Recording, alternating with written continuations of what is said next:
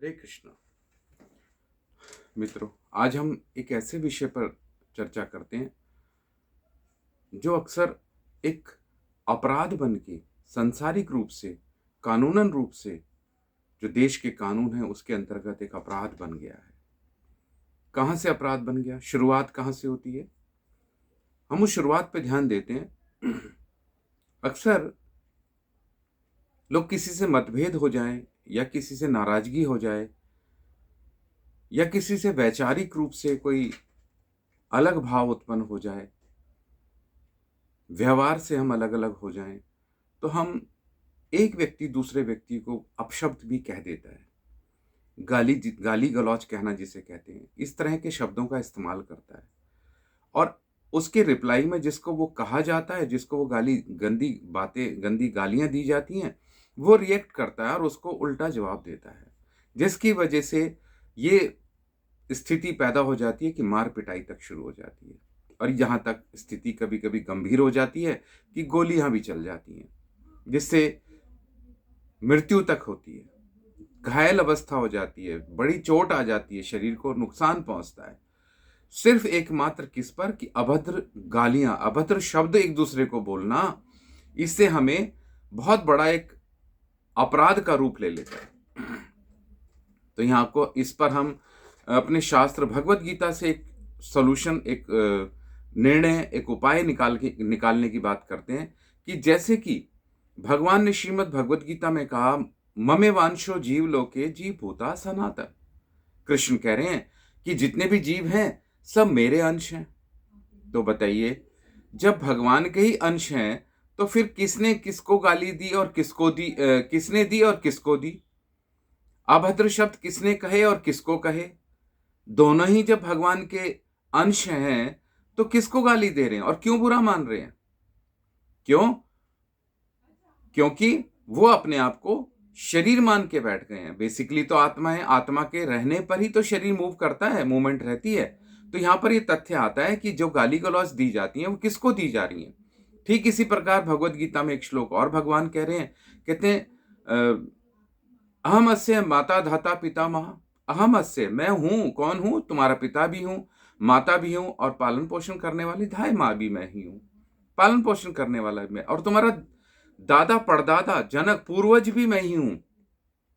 पूर्वज जो हैं वो भी कृष्ण कह रहे हैं मैं ही हूं। तो जब माता के रूप में भी कृष्ण है, पिता के रूप में भी कृष्ण है, और पिता महा अपने दादा परदादा पूर्वज जितने रहे वो भी कृष्ण के ही स्वरूप हैं, कृष्ण ही विस्तार है, कृष्ण ही कह रहे हैं मैं ही हूं वो। तो फिर बताइए, किसने किसको गाली दी और किसको गाली क्यों लगी, किसने किसको बुरा क्यों माना? तो ये जो भाव उत्पन्न होता है कि गाली गलौज करना, क्यों गाली किसको दें और किसको दे और किसको कौन गाली स्वीकार करे, ये तथ्य है यहाँ पर। तो अक्सर ये देखा जाता है कि जब भी कोई इस तरह का मनमुटाव होता है तो हम गाली गलौज करके अपने आप को संतुष्ट करने की कोशिश करते हैं कि जैसे हमने उसको गाली देकर और बहुत बड़ी संतुष्टि प्राप्त कर ली हो, शांति प्राप्त कर ली हो, ऐसा हम समझते हैं। इसलिए हम गाली गलौज करके अपने आप को शांत समझते हैं, लेकिन ऐसा है नहीं। हकीकत यह है कि जब हम भगवत गीता के श्लोकों पर चर्चा करते हैं, ध्यान देते हैं, तो हमें पता चलता है कि सामने वाला भी तो कृष्ण ही है, कि वही अंश, अवतार अंश है। जो भगवान मेरे रूप में, मैं जिस रूप में हूं अंश भगवान का, वैसी वो भी भगवान का अंश है। और कृष्ण कह रहे हैं सब जगह मैं ही हूं। तो हम गाली किसको दे रहे हैं? कृष्ण को। अपराध कर रहे हैं, अपने मूल को गाली दे रहे हैं, अपने मूल को अपशब्द कह रहे हैं।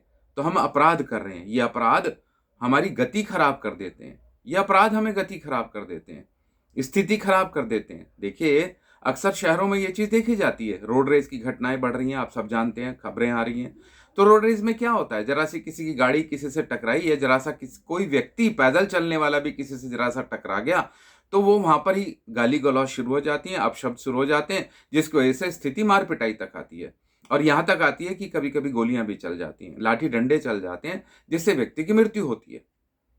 तो इस तरह का बड़ा अपराध कर देते हैं और संवैधानिक रूप से फिर वो जेल, कोर्ट, कचहरी इसके चक्कर लगाता रहता है। तो मैंने एक बारी पहले भी वीडियो में बोला था कि हम पल भर में यमराज जी के दूत क्यों बन जाते हैं? हम बहुत बड़ी अच्छी-अच्छी बातें करते हैं, बहुत सुंदर-सुंदर बातें करते हैं, बड़े-बड़े उपदेश देते हैं, अपने आप को बहुत अच्छा मित्र कहते हैं, अपने आप को बहुत अच्छा बेटा कहते हैं, अपने आप को बहुत अच्छा पिता बताते हैं। लेकिन ज़रा-सी ऐसी विपरीत परिस्थितियों में हम यमराज जी के दूत का रूप ले लेते हैं। हम वो विष्णु दूत बने हुए थे, अच्छे दोस्त बन के, अच्छे बेटा बन के, अच्छे पिता बन के, अच्छे पति बन के, सब चीज़ों में अच्छे नेता बन के, अच्छे देशभक्त बन के, हम विष्णु दूत के रूप जैसा व्यवहार करते हैं। लेकिन ज़रा-सी विपरीत परिस्थितियाँ आते ही हम यमराज जी के दूत क्यों बन जाते हैं? हम एक-दूसरे के लिए यमदूत क्यों बन के खड़े हो जाते हैं? और एक-दूसरे के प्राण लेने के लिए, उस शरीर में से प्राण निकालने के लिए जैसे यमदूत आगे खड़े हो जाते हैं मृत्यु काल के समय, हम ठीक उसी प्रकार दूसरे व्यक्ति के सामने यमदूत का रूप ले लेते हैं। यमदूत, यमराज जी के दूत बन जाते हैं। और वैसे चाहे हम जीवन में कितने भी विष्णुदूत के रूप में जीवन जी रहे हों। तो मित्रों, मेरा सिर्फ यहाँ पे इतना ही कहना है कि हम लोगों को ये चीज़ यमराज जी के दूत नहीं, हमें विष्णुदूत वाले स्वभाव में ही रहना चाहिए और परहित की बात करनी चाहिए। हम परहित की बात तो करते हैं, दूसरे के हित की बात करते हैं, लेकिन ज़रा-सा हमारा हित कहीं पे टकराता है, तो हम उसको मारने, खाने, नोचने की तरफ लग जाते हैं। ज़रा-सा हमारा परहित होता है और परहित होता नहीं, हमारी सोच ऐसी होती है। हम बहुत कहते हैं कि हम बहुत सेवक हैं, हम तो समाज की सेवा करते हैं, लेकिन ज़रा-सा ही विपरीत परिस्थितियाँ हुई नहीं कि हम अपने निजी व्यक्ति को भी दोषी बना देते हैं। निजी व्यक्ति के साथ ही पाप कर्म कर बैठते हैं, निजी व्यक्ति को ही अहित करने शुरू कर देते हैं। है कि नहीं? तो क्यों ऐसा होता है?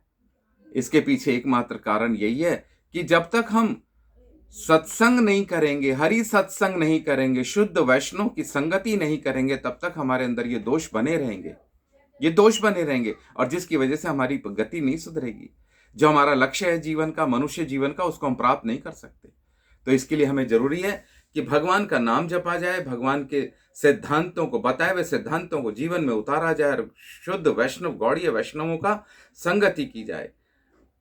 निरंतर भगवान के नाम के साथ रहें, जुड़कर रहें, तो हमारे अंदर से वो यमराज जी के दूत वाला भाव समाप्त हो जाएगा और हम हर जगह के लिए विष्णु दूत रहेंगे, चाहे वो अपने परिवार के लिए हो, अपने निजी जिंदगी के लिए हो, अपने समाज के लिए हो, अपने देश के लिए हो और पूरे मनुष्य और क्या प्राणी जगत के लिए हो। तो हम विष्णु दूत ही बने रहेंगे, हम यमराज दूत नहीं बनेंगे, यमदूत नहीं बनेंगे। तो इसलिए यमदूत बनने से बचना है तो मेरे मित्रों, हमें निरंतर भगवान का भजन करना पड़ेगा और उसका जो सिद्धांत बताया गया शास्त्रों में, हरे कृष्ण कृष्ण कृष्ण हरे हरे, हरे राम राम राम हरे हरे।